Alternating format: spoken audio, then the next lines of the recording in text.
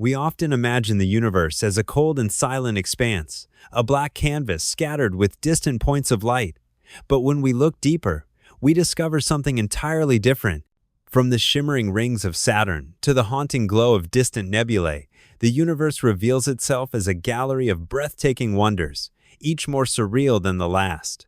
For millennia, humanity has mapped the stars and woven myths around the mysteries above. The ancient Egyptians relied on the rising of Sirius to guide their calendar, while astrologers have sought meaning in celestial patterns since at least 3000 BC. Today, despite having access to powerful telescopes and advanced technology, we remain captivated by space. The reason is simple. The universe is absolutely packed with extraordinary phenomena, from awe-inspiring nebulae that dazzle us with their sheer beauty to mysteries like dark matter and dark energy that continue to puzzle the brightest minds on our planet. In this documentary, we will explore some of the most amazing and fascinating objects that space has to offer. We will drift through the crimson clouds of the Orion Nebula, a nursery where stars are born in heat and shadow. We will witness the pillars of creation, towering structures of gas and dust celebrated for their visual splendor. We will encounter Hoag's object, a single perfect ring floating in the dark, too symmetrical to be ignored and too strange to be fully explained. Each destination is different. Each one reveals a new kind of wonder. These are the treasures of the universe, and we are just getting started. So let our journey begin. The Einstein Cross. In the northern sky, tucked into the constellation of Pegasus, there exists something the naked eye cannot see. No brilliant color, no swirling arms or glowing gas. At first glance, it looks like a mistake in a photograph. Just 5 tiny dots, 4 bright, 1 faint, arranged in a near-perfect cross. But if you understand what you are looking at, those dots carry one of the most astonishing stories the universe has ever told. It starts not with the dots, but with the space between them. Roughly 400 million light-years from Earth, there is a galaxy. It is nothing unusual on its own, a hazy blur of stars and dust floating in the dark. But this galaxy sits directly in front of something much farther away, almost unimaginably far. Behind it, at a distance of about 8 billion light-years, is a quasar. Quasars are among the brightest and most violent objects in the cosmos. A quasar forms when a galaxy's central black hole devours matter so rapidly it glows with the energy of 1 trillion suns. The light from that distant quasar has been racing across the universe for more than half the lifetime of everything, until it encountered something. It did not stop, it bent. That foreground galaxy, by simply existing and being massive, bent space-time itself. The gravity of its mass curved the fabric of space like a lens. The quasar's light, instead of moving in a straight line, followed those curves around the edges, through the dips. What reached Earth was not a single dot of light. It was 4 distinct paths, all from the same source. 4 versions of the same thing, each arriving at slightly different times from slightly different angles, forming a cross around the center galaxy. We call it the Einstein Cross. It is not a trick. It is not a reflection. It is not some visual glitch of overlapping objects. It is light, ancient and furious, uninterrupted light bent by gravity into a shape that looks almost too perfect to be real. Back in 1915, Albert Einstein laid out the foundation. His theory of general relativity said that mass curves space, and light, which always follows the shortest path through space, would bend along with it. A few years later, this was tested during a solar eclipse when starlight was observed to bend slightly around the edge of the sun. But that was a tiny deflection. What Einstein did not expect, what he once said would probably never be seen, was a full gravitational lens, light so sharply warped by a massive object that it would split, multiply, and surround the lens like a halo. Then came 1979. Astronomers using the Kitt Peak National Observatory in Arizona found something odd. A quasar that seemed to be in 4 places at once. At first, no one could quite believe it. But by 1985, with better data and careful observation, the truth became clear. These were not 4 different quasars. They were 4 views of the same one. The background quasar, the lensing galaxy in front of it, and the alignment of Earth all lined up just right to paint a perfect cross in the sky. It became one of the most beautiful confirmations of Einstein's ideas. Not a number, not a formula, but a picture, a real image of gravity's subtle power. Here is where the wonder deepens. The Einstein cross might look like four galaxies arranged in a perfect cross, but they are actually all the same galaxy, or more precisely, the same light from one quasar far behind it. The light has been bent by gravity as it passes around a galaxy in front, creating four separate images. But here's the strange part. Each of those 4 points is not showing us the exact same moment because the light took different paths to reach us. Some longer, some shorter, some curving more. Each beam arrives at a slightly different time. Imagine shining a flashlight around a mountain and the beams curve through different valleys. Some will reach you faster than others. Now, swap the flashlight with a galaxy's light and the mountain with gravity itself. That is gravitational lensing.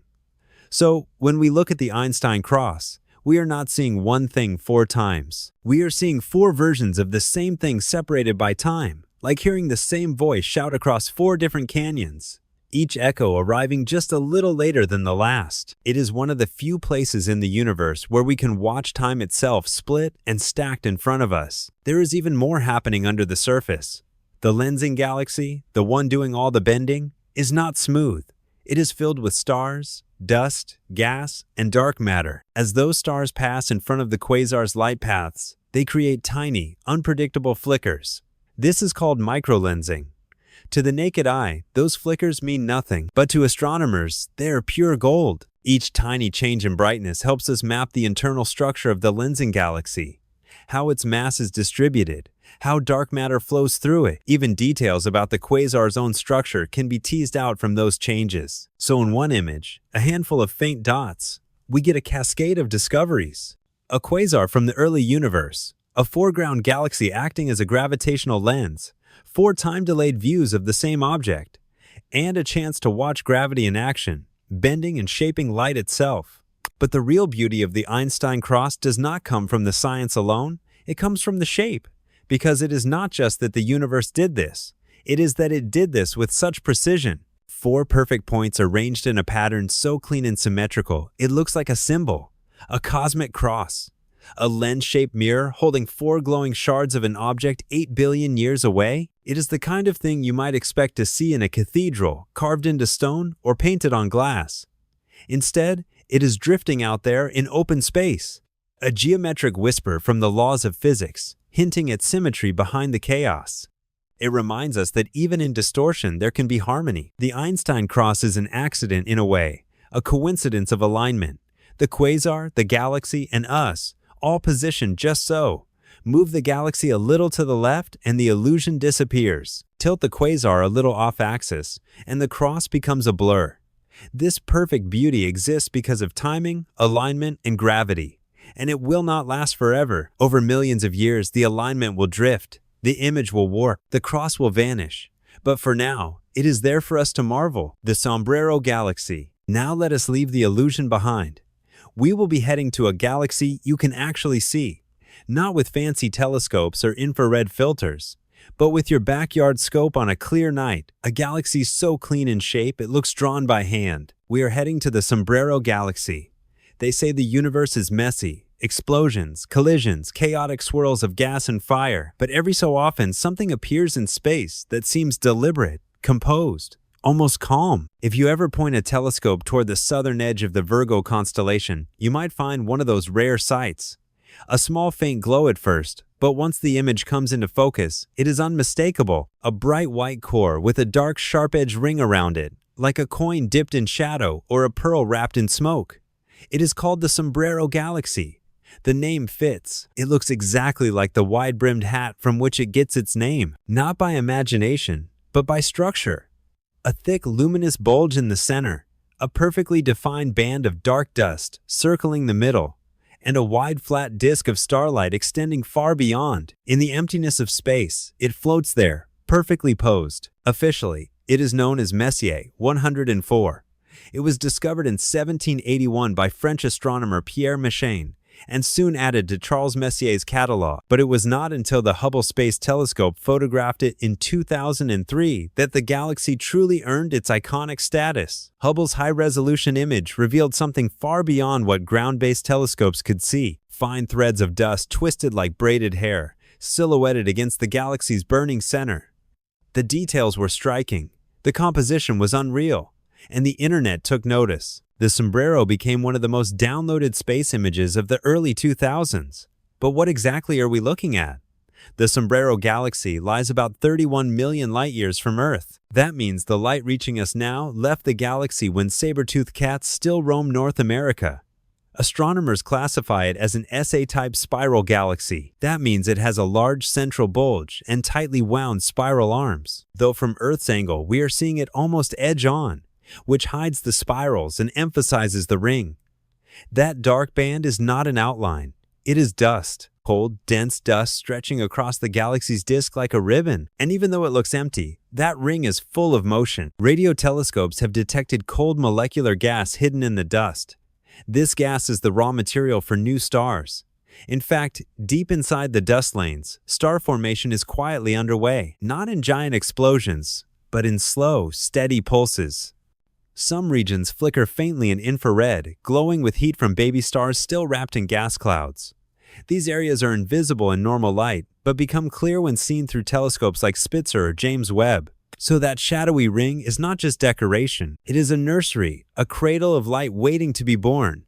At the heart of the Sombrero sits something enormous, a supermassive black hole. Based on the motion of stars near the center, astronomers estimate its mass at around 1 billion times that of our Sun. That makes it one of the most massive black holes known in any nearby galaxy. And yet it is invisible. It does not shine. It does not roar. It simply pulls. It holds the center together with gravity so strong the surrounding stars circle it like moths around a dark flame. Beyond the bright disk, the galaxy stretches farther than it seems. Surrounding the visible part is a vast halo, a spherical cloud of ancient stars and globular clusters. More than 2,000 of these clusters have been found orbiting the Sombrero. That is nearly 10 times as many as the Milky Way has. These clusters are like fossils, dense spherical collections of stars born billions of years ago. Their number hints at something unusual. The Sombrero might be more than just a spiral galaxy. It may also have traits of an elliptical one. That has led some astronomers to suggest it is a hybrid, a galaxy in transition, a possible bridge between two major galaxy types, neither one nor the other, just balanced. That is what makes the Sombrero so hypnotic. Balance. The symmetry is almost unreal. The galaxy looks as if it was sculpted, not formed. The bulge is centered. The disk is even. The light is smooth. It feels intentional, like a diagram, like a model of how galaxies are supposed to look. Clean, complete, and poised. Of course, the universe rarely cares about appearances. That precision is the result of billions of years of gravity. Nothing here is still, even if it looks that way. Every dot of light is a sun. Every lane of dust is moving. The calm we see is a kind of choreography, one held in balance by invisible forces. And that is what gives it beauty. Look at it long enough and it starts to feel more like art than science. And yet, that beauty hides complexity. The dust ring is not flat. It is warped slightly, twisted as if the disk was gently bent at the edges. That warp adds a touch of asymmetry, a reminder that no beauty is perfect, that even in the most symmetrical galaxy, there is a little bit of motion trying to push out of place. And if you've enjoyed learning about the wonders of the cosmos so far, make sure to subscribe to our channel, Broken Zach, so you don't miss the next incredible journey through space. Stephan's Quintet. Now we leave the clean lines in the quiet ring, and we dive headfirst into chaos, into a place where 5 galaxies are trapped together. Out in the quiet dark between galaxies, far from any sun or world, 5 galaxies hang in space like a frozen dance. From a distant view, they appear peaceful, their glowing arms reaching toward one another, their halos overlapping, and their starlight blending into soft trails. It feels like a cosmic gathering, but the silence is deceiving because not all 5 are truly part of the group. One is just passing by, much closer than it appears. And the others, they are locked in a slow, violent collision. Their gravity pulls them together, warping their shapes and stirring up vast clouds of gas that glow with the heat of impact. This is no gentle meeting. It is a beautiful disaster in motion. This is Stephan's Quintet, one of the most dramatic and beautiful gatherings in the known universe. The quintet was discovered in 1877 by French astronomer Édouard Stephan, working from the Marseille Observatory. It was the first compact galaxy group ever recorded. At the time, telescopes could not show much detail, but even then, something seemed off. 5 galaxies, all clumped together, all faint.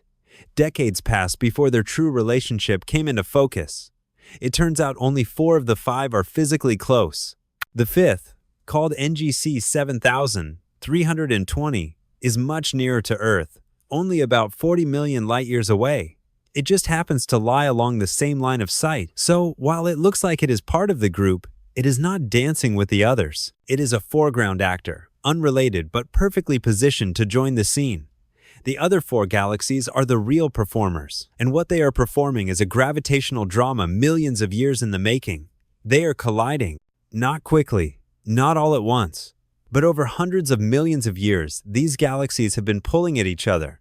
One brushes past, another dives through, gas is stripped, stars are flung. Whole arms of starlight stretch like ribbons, trailing behind them like torn fabric in wind. These are not gentle interactions. They are long, drawn-out battles fought not with weapons but with gravity. Slow, relentless, impossible to stop. From Earth, the view is astonishing. Through a telescope, you can see them frozen mid-collision. Spirals smeared, tails of light unraveling into space. The colors are soft, washed by distance, but the forms are alive with motion. Some galaxies seem to fold inward. Others stretch apart. The space between them glows faintly, not from stars, but from gas heated to millions of degrees by violent impact. You are looking at shockwaves mid-burst. One galaxy in particular, NGC 7318b, is slamming into the group at nearly 900 kilometers per second. That is fast enough to cross the United States in under 5 seconds. As it tears through the intergalactic gas between the other galaxies, it creates a shock front, a wall of compressed particles heated by collision. This is not just light, it is fire on a cosmic scale. NASA's Chandra X-ray Observatory has mapped this region in glowing arcs of heat. The James Webb Space Telescope has revealed veins of star formation hidden inside the dust. Together, they tell a story, galaxies crashing into one another, shaking loose clouds of gas that collapse under pressure and ignite new stars. Creation born from collision. It is not graceful in the traditional sense, but it is beautiful. This is not a picture of stillness. It is a painting of motion. Each galaxy plays a role. NGC 7319, for example, is home to an active supermassive black hole, a quasar, bright and loud, pulling in matter and flaring in X-rays. NGC 7317, the smallest, is rounder, more intact, a kind of anchor, while the others spin. NGC 7318A and B are the twin dancers, close in shape and locked in motion. Their collision is recent, their trails are fresh. The scars of these interactions are called tidal tails, long strands of stars and dust that are pulled outward as galaxies tug on each other. Some of these tails stretch over 200,000 light-years. They curl and twist like brushstrokes flung across a canvas. In places, they double back on themselves, wrapping around voids of space. And embedded in these tails are pockets of starburst regions, small glowing clusters where new stars are forming in the wreckage. Webb's infrared instruments have seen through the smoke. They have captured these newborn stars shining through veils of gas. Because even as these galaxies tear each other apart, they are also making something new. This is also the future of our own galaxy. In about 4 to 5 billion years, the Milky Way will collide with Andromeda, not with sound or sparks. Space is too empty for that, but with gravity. Our stars will pass through each other like ghosts. Tidal forces will stretch us. Some systems will be thrown into intergalactic space. Others will fall inward. Over time, the two galaxies will merge into one, a new, larger galaxy shaped by chaos, balanced by mass. Stephan's quintet shows us what that might look like. It is a preview, a mirror tilted forward in time. Eventually, the 4 true members of Stephan's quintet will merge into a single, massive, elliptical galaxy, larger than any of them are now. It will have a faint ghostly shell around it, formed from the remains of stars flung outward in the dance. It will look nothing like the tangled cluster we see today, but its history will still be written in its shape. This transformation will not happen overnight. It is a slow, violent ballet playing out over hundreds of millions of years. Astronomers estimate that the final merger will take place over the next 1 to 2 billion years, depending on the orbital paths and velocities of each galaxy. The pillars of creation. We leave Stephan's quintet and return to the visible. Our next destination is one of the most iconic images ever taken. We are heading to one of the most beautiful objects in the universe, the pillars of creation.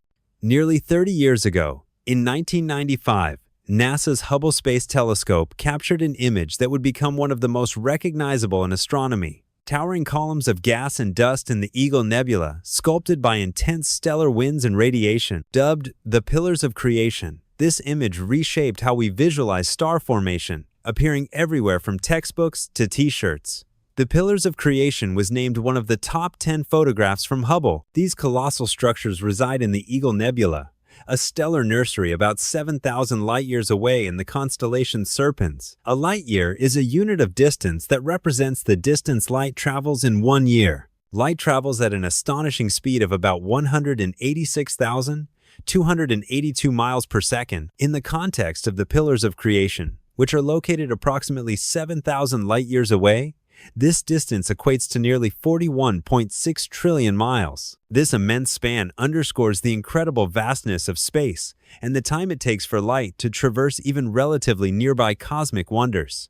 In 1995, the Hubble Space Telescope first revealed the pillars' beauty, making them famous worldwide. The enormous clusters of gas and dust have been compared to castles in the sky, cosmic stalagmites, or hints of a deep space coral reef. The tallest of these clusters is roughly 4 light-years from base to tip, or roughly the distance between Earth and Alpha Centauri, our nearest neighboring star system. Mostly made of gas and dust, these pillars are dense columns of interstellar material. Inside the pillars, gravity compresses pockets of gas and dust until nuclear fusion ignites, giving birth to new stars.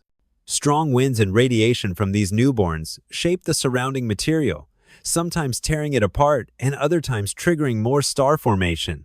This dynamic process makes the Pillars of Creation a stellar nursery, a place where the cycle of cosmic life unfolds in real time. These depict elephant trunks of interstellar gas and dust in the Eagle Nebula of the Serpens constellation. These elephant trunks had been discovered by John Charles Duncan in 1920 on a plate made with the Mount Wilson Observatory's 60-inch telescope. They are so named because the gas and dust are in the process of creating new stars, while also being eroded by the light from nearby stars that have recently formed. The surrounding clouds of gas and dust are illuminated by the intense ultraviolet radiation emitted by huge newborn stars that ignite within the Eagle Nebula. The iconic appearance of the Pillars of Creation arises from this interaction, where the illuminated edges of the columns evoke images of ethereal fingers reaching towards the heavens. These pillars serve as a moving illustration of the cosmic symphony of creation because they contrast light and dark, birth and destruction. More recently, NASA's James Webb Space Telescope in 2022 captured the pillars in infrared light, cutting through dense clouds of dust to expose intricate details of their inner workings. Webb's data showed vibrant new stars forming at the tips of the pillars, confirming that starbirth is indeed ongoing. The combined perspectives from Hubble, Chandra, Webb, and other observatories give us a more complete view of this stellar nursery than ever before. While the Pillars of Creation appear eternal in the image, the reality is that the scene is an illusion, a snapshot frozen in time. The actual region is dynamic and constantly changing due to the influence of the massive stars within it. The vast distance of the Eagle Nebula means that the light captured by Hubble took thousands of years to reach us. Thus, we see the pillars as they were thousands of years ago. There is also evidence that the pillars are slowly being eroded by nearby stars. Some astronomers speculate that a supernova shockwave may have already passed through the region, potentially destroying parts of the pillars. But because of the vast distance, we would not see the effects for thousands of years. The Pillars of Creation are a breathtaking intersection of art and science. They show us that the universe is not just vast and mysterious, it is also profoundly beautiful. As our telescopes grow more powerful, we will continue to peel back the layers of this celestial masterpiece, revealing secrets that have waited billions of years to be discovered. The Orion Nebula. A nebula is a cloud of gas and dust drifting through space, shaped by gravity, radiation, and sometimes the shock waves from dying stars. These clouds vary in type and origin. Some are planetary nebulae, formed from the outer layers of stars like our Sun as they reach the end of their lives.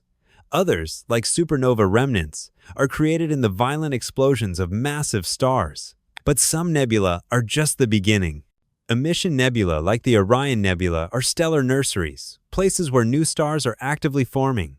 Even though they can stretch across dozens or even hundreds of light years, nebula are incredibly diffuse. They are not solid clouds like the ones in Earth's sky. In fact, even in the densest parts of a nebula, a single cubic centimeter might contain just 10 to 100 atoms compared to 10 to the power of 25 molecules per cubic centimeter in the air we breathe. But when these clouds are bathed in the intense ultraviolet light from nearby young stars, something dramatic happens. The gas becomes ionized, and it glows. The Orion Nebula does not quietly sit in the sky. It burns. It blazes like a living cloud, a luminous cavern of pink and violet gas set on fire by newborn stars. And yes, the Orion Nebula is hot, with parts of it reaching millions of degrees Fahrenheit and a general gas temperature of around 10,000 Kelvin, which is hotter than the sun's surface. Through a telescope, it does not look like a star or a dot. It looks like a storm frozen mid-motion. Ribbons of crimson and lavender stretch across a smoky backdrop, curling and folding in patterns too intricate for any artist to recreate. It is a painting that paints itself, changing with every passing moment of cosmic time. Located about 1,344 light-years away in the sword of the Orion constellation, the Orion Nebula, also known as Messier 42, spans roughly 24 light-years across and is one of the few nebulae visible to the naked eye. It is part of the larger Orion molecular cloud complex, a sprawling region of gas and dust that is home to several active star-forming zones. The Orion Nebula is the closest giant H2 region to Earth, making it our clearest window into the process of star birth on a grand scale. At the heart of this swirling cloud lies something fierce and brilliant: the Trapezium Cluster, a tight group of young, massive stars that formed only a few million years ago. At its core are four primary O and B-type stars, especially Theta 1 Orionis C, a star more than 30 times the mass of the Sun and tens of thousands of times more luminous. These stars flood the nebula with ultraviolet radiation, blasting nearby hydrogen atoms and stripping off their electrons. When the electrons recombine with protons, they release light most strongly in the H-alpha part of the spectrum, around 656 nanometers, which gives the nebula its reddish-pink glow. This light does not spill evenly. The radiation carves out cavities and tunnels like wine through sandstone. Shadows of dark interstellar dust weave through the glowing gas, casting complex patterns and silhouettes. These are not just empty spaces. They are cradles. Deep inside them, cold molecular clouds collapse under gravity, forming hundreds of young stars still wrapped in their natal shrouds. Within those dark lanes, something even more extraordinary spins into being: protoplanetary disks, or propleds. First captured in detail by the Hubble Space Telescope in the 1,990 seconds, these small disks of dust and gas orbit young stars like halos. They are only about the size of our solar system, but they hold the raw materials for building planets.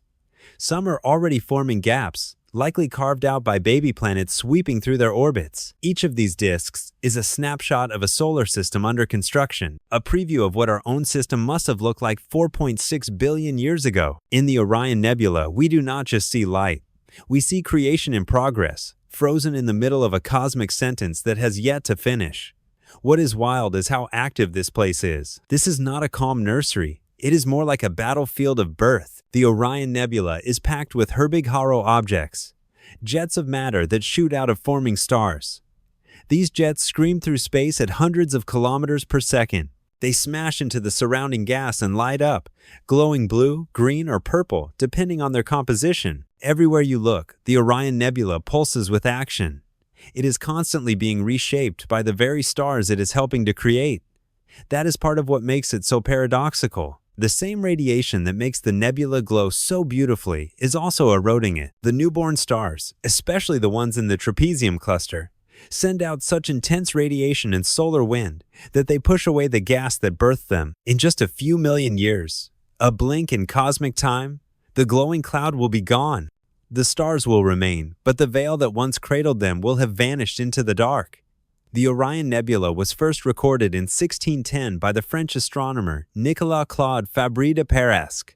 Later in 1659, Christian Huygens described it in detail, sketching what he saw and realizing it was not just a fuzzy star, but something much more complex. Back then, They did not know they were looking at a stellar nursery. They just knew they were seeing something that did not look like anything else. The Orion Nebula teaches us something rare in science, that creation is messy. It is not clean or peaceful. It does not happen in stillness. It happens through impact, friction, heat, and pressure. Beauty here comes from the struggle. Stars rip themselves into existence, and yet when they do, they shine. They shine so brightly that they burn shadows into the clouds around them, and they light up the sky for anyone on Earth with eyes and curiosity. Betelgeuse. In the cold silence of winter skies, one star pulses with a strange warmth. It does not sparkle like the others. It glows deep and steady like an ember at the edge of a fire. You will find it at the shoulder of Orion, hanging low above the horizon on December evenings. That is Betelgeuse, a ruby-red flame flickering faintly, never quite still. Sometimes it brightens, sometimes it fades, but it is always there, breathing. There is something haunting about its glow. Unlike the crisp, icy blue of Rigel, Betelgeuse has a softness to it, a red haze that hints at age. It is not a youthful star burning at full force. It is a coal in the cosmic hearth, glowing with memory. You can look up and almost feel it exhale, as if the sky itself is tired. Betelgeuse is a red supergiant, and that is not just poetic. It is a real stellar classification. It is nearing the end of its life, having already burned through the hydrogen in its core. Now it fuses heavier elements, helium into carbon, and eventually iron in a layered onion-like structure deep inside. This internal pressure inflates the star to colossal size. If you place Betelgeuse at the center of our solar system, its outer atmosphere would reach somewhere between the orbits of Mars and Jupiter, about 1.2 billion kilometers wide at maximum estimates. That size makes it one of the largest visible stars in the night sky and one of the brightest red supergiants ever observed. It has a mass roughly 10 to 20 times that of the Sun, but its volume is hundreds of millions of times greater. Because it is so expanded, its surface gravity is weak. The outer layers are only loosely bound, making the star unstable and prone to shedding material into space. Its outer atmosphere is in constant turmoil. Massive convective cells, each the size of Earth's orbit, churn below the surface, lifting hot gas upward and allowing cooler gas to sink. These rising plumes create shock waves and launch stellar material into space in violent outbursts. These are not solar flares. They are more like massive surface eruptions throwing billions of tons of gas out into the surrounding space at speeds of tens of kilometers per second. These events have been captured by space telescopes like Hubble, which in 1996 and again in later years recorded asymmetrical changes in Betelgeuse's outer atmosphere, blistered surfaces, and shifting brightness across its disk. The ALMA Observatory in Chile also imaged Betelgeuse in unprecedented detail, revealing cooler patches and arcs of gas expanding outward.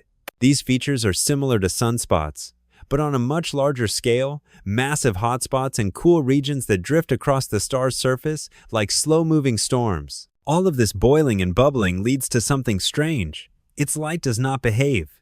Betelgeuse is a semi-regular variable star, meaning its brightness naturally changes over time. It cycles roughly every 400 days with smaller fluctuations on shorter timescales. These are caused by both pulsations in the star's outer layers and changes in the distribution of hot and cool gas on its surface. Astronomers have known about its variability since at least the 1,830 seconds, and probably long before that. But in late 2019, something happened that caught the entire astronomical community by surprise. Betelgeuse's brightness did not just dip, it plummeted, fading to about 35% of its normal brightness. For a while, it dropped from the 11th brightest star in the sky to the 21st. By early 2020, Betelgeuse had dimmed by more than 60%. It was shocking. Stargazers and professionals alike wondered if we were witnessing the beginning of a supernova. Headlines filled with the idea. Was this the moment? Was the great red star about to die? The event came to be called the Great Dimming. It drew attention from observatories around the world.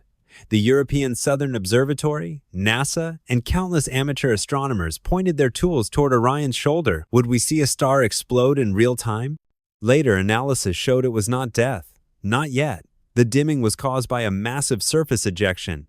A chunk of the star's outer atmosphere had burst off, cooled, and condensed into dust. That dust floated between us and the star, temporarily blocking the light, a curtain drawn across the stage just before the finale. But even though it was not the end, the message stuck. Betelgeuse is fragile, it is old, and it is changing. The star is in its final phase. It is burning through the last of its fuel, fusing heavier elements in its core, carbon, neon, and eventually iron. When the iron builds up, the fusion will stop, and the pressure from the core will no longer support the massive weight above. In that moment, the entire star will collapse inward in a fraction of a second. Then comes the rebound. A shock wave will race outward, tearing through the outer layers and ejecting them into space in a burst of light and energy. This is what we call a Type II supernova, and when Betelgeuse explodes, it will not be subtle. It will shine brighter than the full moon. It may even be visible in daylight for weeks. The familiar red dot in Orion's shoulder will become a new sun, briefly. That blast will not be destruction without meaning. The materials flung into space, iron, nickel, silicon, oxygen, will enrich the interstellar medium. They will mix with nearby gas clouds, and in time, those clouds will collapse into new stars, new planets, maybe even new life. What begins in a dying star becomes the seed of something else. After the supernova, what remains depends on its mass. If it is not too heavy, Betelgeuse may leave behind a neutron star, a core of pure density just a few kilometers wide, spinning rapidly and sending pulses of radiation into the cosmos. If it is more massive than we think, it could collapse into a black hole, a point from which no light escapes. Either way, what remains will be small and strange compared to the vast bloated sphere we see today, the Helix Nebula. But sometimes after the breath has faded, something unexpected remains. Not an explosion, not a giant, but an eye. A quiet, glowing ring expanding in space, watching. That is where we go next, to the Helix Nebula, to the Eye of God. It is hard to miss once you know where to look.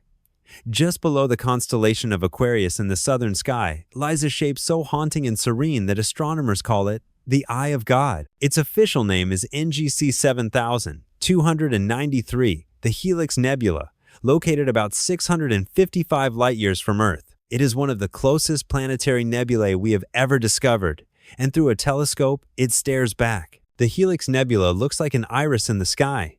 At its center is a soft blue glow, almost icy, surrounded by rings of green, orange, and faint red. These colors are not flat, they ripple outward in layers like breath frozen in time. It is a spiral, but not like a galaxy's grand swirl.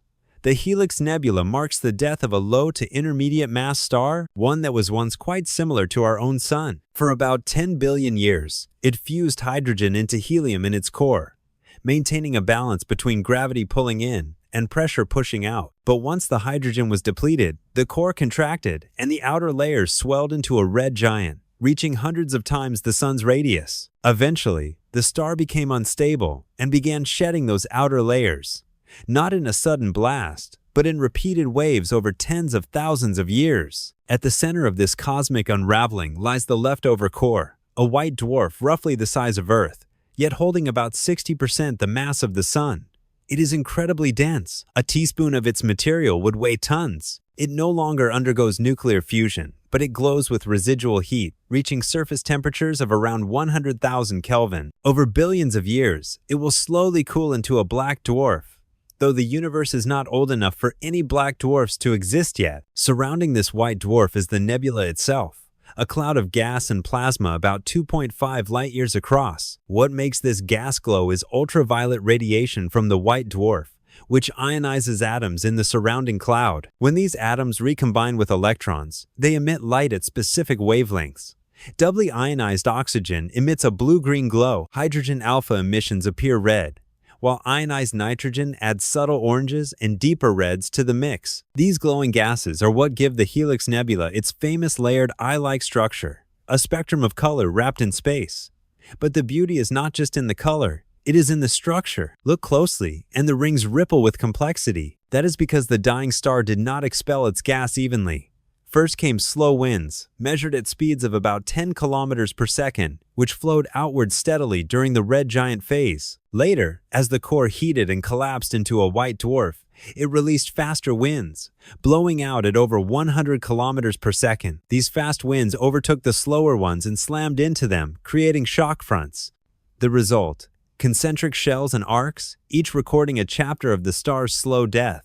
But the real wonder lies inside those rings. Scattered throughout the nebula are cometary knots, dense, dusty clumps of gas, each about 100 billion kilometers wide, roughly the size of our solar system. They have bright heads and faint tails that always point away from the white dwarf at the center, shaped by the radiation pressure and stellar winds. They are not racing through space. They are mostly still, slowly dispersing, but the way light hits them makes them look like frozen comets mid-flight. The Hubble Space Telescope captured these knots in detail in 1996, revealing thousands of them, each with its own delicate shape. Some are tightly packed, shielding their interiors from harsh UV radiation. Others are more diffuse, already starting to dissolve. These knots may be responsible for some of the clumpiness seen in other planetary nebulae, and could even influence how material is recycled into future stars. In total, the Helix Nebula is thought to be only about 10,000 years old, a newborn ghost in galactic time. Eventually, the gas will drift away and the glow will fade, leaving only the white dwarf to cool in silence. But for now, we catch it mid-breath, the last glowing sigh of a star that once burned like ours. The Boötes Void. There is a kind of beauty that does not shine. It does not sparkle or flare or color the sky. It does not swirl like a galaxy or burn like a star. It simply waits, quiet, vast, and still. That is the beauty of the Boötes Void. A silence so complete it feels sculpted. A structure not made of stars or gas, but of absence. Discovered in 1981 by a team led by Robert Kirshner as part of the Harvard-Smithsonian Center for Astrophysics Redshift Survey, the Boötes Void was not first seen through a telescope, but revealed through redshift data, measurements of how galaxies move due to the expansion of the universe.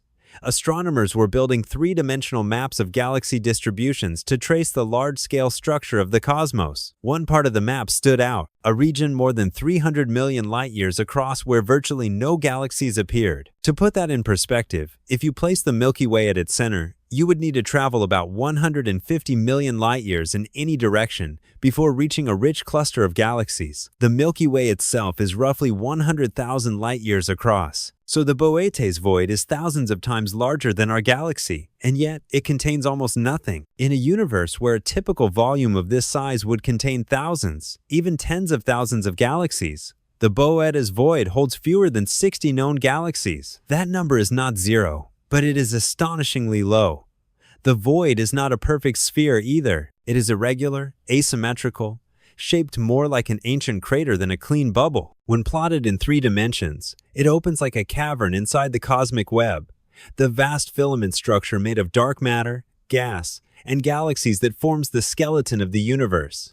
For cosmologists in the early 1980 seconds, the Boötes Void was deeply puzzling. At the time, models of structure formation were based on cold dark matter, a theoretical form of matter that does not emit light but helps explain how galaxies clump under gravity. In these simulations, voids existed, but nothing as large or empty as Boötes. It was too big. It was like mapping a forest and suddenly finding a missing continent. To explain it, some scientists proposed the void merger hypothesis. The idea that the Boötes Void formed from the gradual merging of multiple smaller voids over cosmic time, like bubbles in rising dough. These smaller regions of emptiness could have expanded and blended together as the universe stretched, with dark energy accelerating that expansion over the past 5 billion years. The result would be a compound void, a patchwork of emptiness joined and amplified. But other researchers suggested something deeper, that the Boötes Void might trace its roots to the very birth of the universe. According to this idea, the Boötes Void might not have formed later from galaxies moving apart. Instead, it could be a leftover mark from the very beginning of the universe, shaped by tiny random bumps in energy that appeared just after the Big Bang. These bumps, called quantum fluctuations, were incredibly small at first, but they got stretched and blown up during a moment of rapid growth called inflation, which happened just a tiny fraction of a second, about 10 to the minus 36 seconds after the universe began.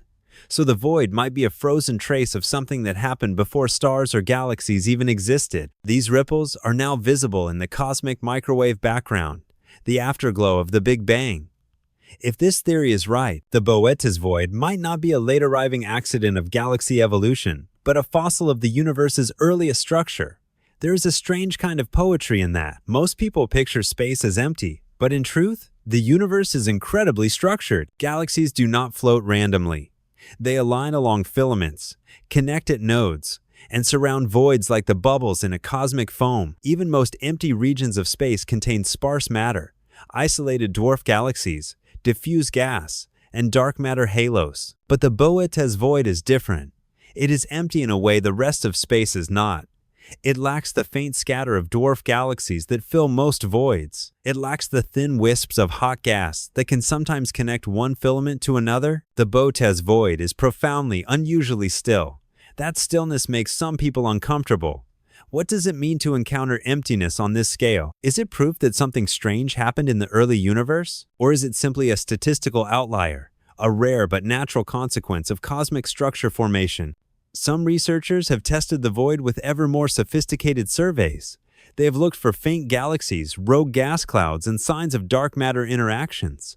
They have searched for radio signals and infrared emissions. And while they have found a few stray galaxies and some diffuse matter, the fundamental emptiness remains.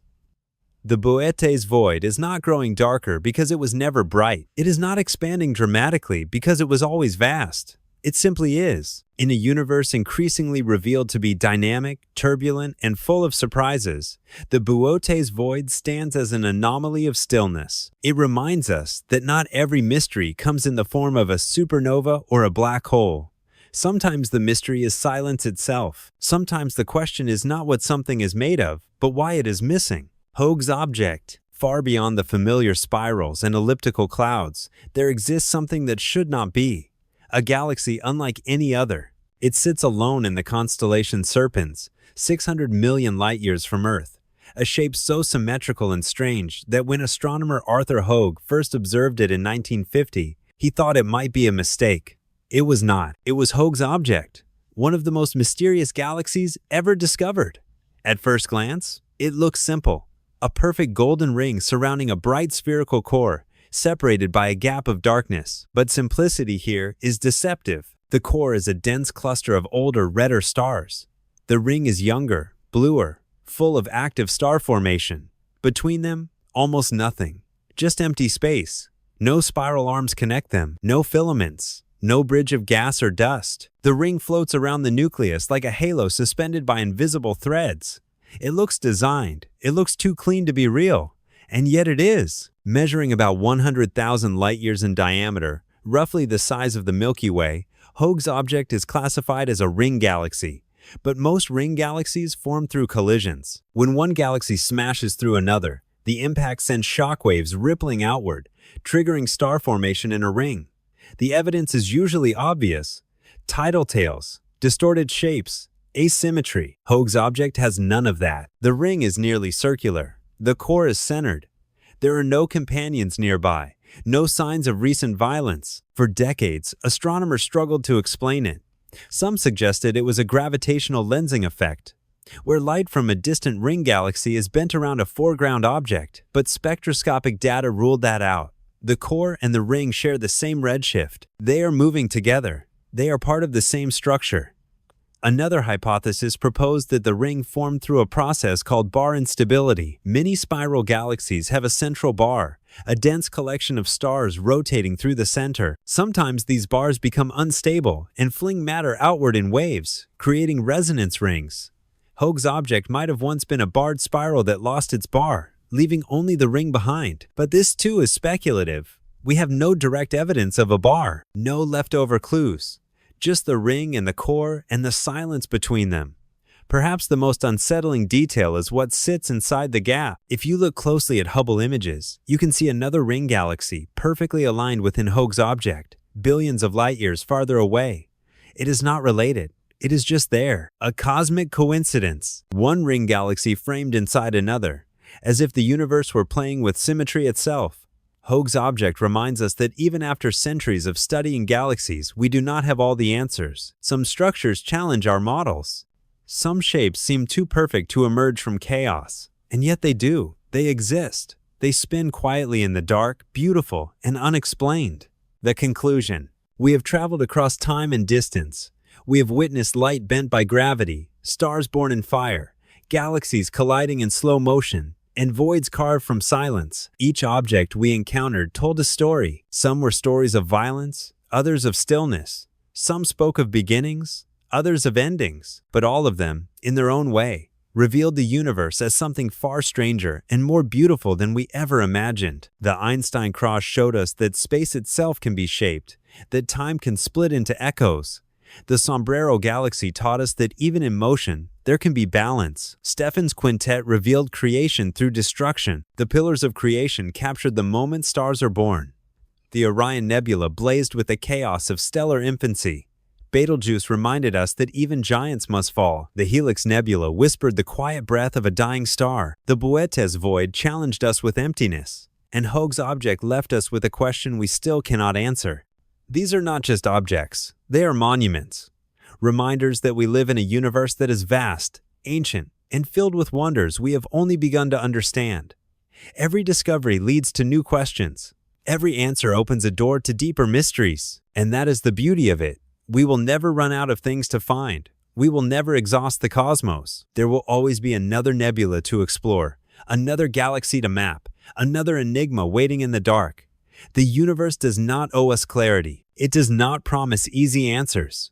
But it offers something far more valuable. It offers beauty, not just in the bright explosions and colorful clouds, but in the structures themselves, in the patterns, in the symmetry and the chaos, in the way gravity sculpts space, in the way light travels for billions of years just to reach our eyes.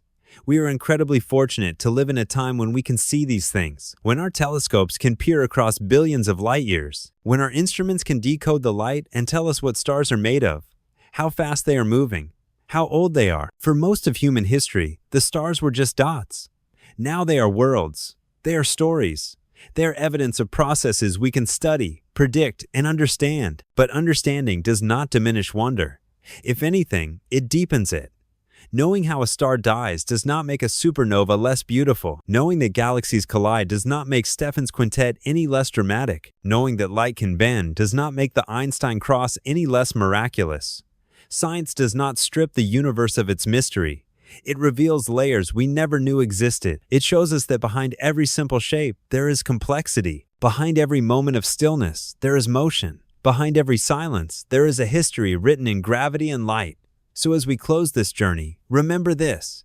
You are made of stardust. The calcium in your bones, the iron in your blood, the oxygen you breathe, all of it was forged in the cores of dying stars. You are not separate from the universe. You are part of it, a small piece of the same cosmic story that built the pillars of creation and scattered the rings of the Helix Nebula. Every time you look up at the night sky, you are looking back in time. The light from the stars you see left them years, decades, even centuries ago. Some of those stars may no longer exist, but their light still travels, still reaches you, still tells their story. And somewhere, billions of light years away, in a galaxy we will never visit, there might be someone else looking up, wondering, dreaming, asking the same questions we ask. What else is out there? What other wonders are waiting? What other beauty hides in the dark? The universe does not answer quickly. It does not reveal itself all at once. But it rewards patience. It rewards curiosity. And it never, ever stops being astonishing. If you enjoyed this video, make sure to watch this one too. It's a great one. And with that, we'll see you in the next video.